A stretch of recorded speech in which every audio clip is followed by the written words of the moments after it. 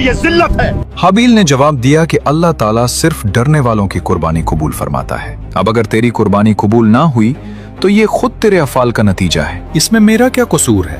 अगर तू मुझे कत्ल करने के लिए मेरी तरफ हाथ बढ़ाएगा तो मैं तुझे कत्ल करने के लिए ऐसा नहीं करूंगा, क्योंकि मैं नहीं चाहता कि मेरी तरफ से इब्तदा हो। हालांकि मैं तुझसे कवी और तवाना हूँ, ये सिर्फ इसलिए कि मैं अल्लाह ताला से डरता हूँ और ये चाहता हूँ कि मैं गुनाहगार ना बनूं। हाबील की खौफ खुदा पर मुश्तमिल इस तमाम गुफ्तगू के बाद भी काबील अपनी शहवत की तस्कीन के लिए नफ्स अम्मारा के शर का शिकार होकर अपने भाई को कत्ल करने के इरादे पर डटा रहा और बिलाखिर काबील ने हाबील को किसी तरीके से कत्ल कर दिया और यूं दुनिया और आखिरत का खसारा उठाया। कह रहा हूँ वो कर, वरना मैं तुम्हें अभी मार डालूंगा। हाबील, आज मैं सब कुछ खत्म कर दूंगा।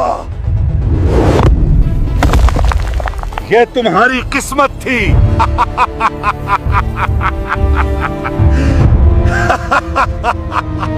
हाबील को कत्ल करने के बाद काबील हैरान और परेशान हुआ कि अब उस लाश को क्या करे। अब मैं लाश का क्या करूं? कहां गई?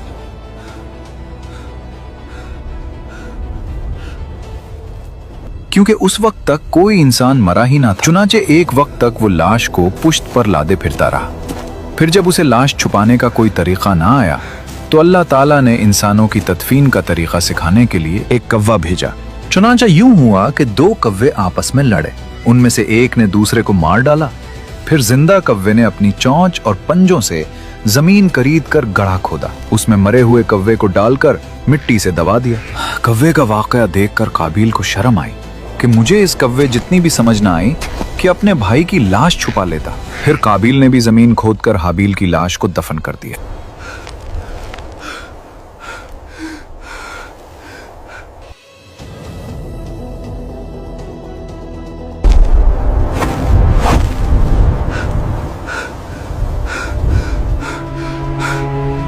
मैंने क्या कर दिया? मेरे भाई, मैंने तुम्हारे साथ ऐसा क्यों किया? काश मैं अपने गुस्से पे काबू कर ले। हाय अफसोस, मैं तो उस कौवे जैसा भी नहीं हो सका। मैं तो उस कौवे जैसा भी नहीं हो सका जिसने अपने साथी को दफन करना सिखा दिया। हाबील को कत्ल करने के बाद काबील का बहुत बुरा हाल हुआ। चुनाचे मरवी है कि जब काबील ने अपने भाई को कत्ल कर दिया तो उसी दिन से अल्लाह ताला ने उसका एक पांव पिंडली समेत उसकी रान के साथ मिला दिया। मेरे साथ क्या हो रहा है?